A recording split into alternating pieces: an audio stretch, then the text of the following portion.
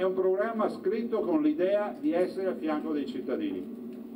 Io penso che maggioranza e opposizione lo saranno comunque a fianco dei cittadini, con le diverse sfaccettature, con le diverse anche idee che ci contraddistinguono, però con un presupposto: essere a fianco dei cittadini. Una squadra al servizio dei Veneti. La 10ª legislatura della regione parte in quarta con la presentazione della nuova giunta Zaia, 10 assessori, 3 donne e 9 uomini, impegnati in un'azione che intende portare il Veneto fuori dalla crisi economica. Si parte con una bella squadra, fra l'altro anche rappresentate le donne, fra l'altro con belle professionalità, voglia di fare un rinnovamento pressoché quasi totale. Ringrazio la vecchia giunta che mi ha seguito per 5 anni e do un in bocca al lupo ai nuovi arrivati. Vicepresidente della Giunta è Gianluca Forcolin, veneziano di Musila di Piave, di cui è stato anche sindaco, vice sindaco e assessore. Deputato dal 2008 al 2013, Forcolin è stato il candidato più votato in provincia di Venezia.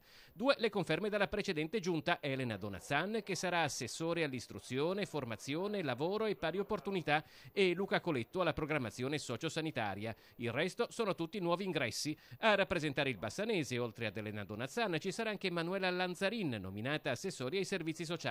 La Padovana sarà rappresentata da Giuseppe Pan di Cittadella, assessore ad agricoltura, caccia e pesca, e Roberto Marcato, originario di Piombino Dese, assessore allo sviluppo economico e l'energia.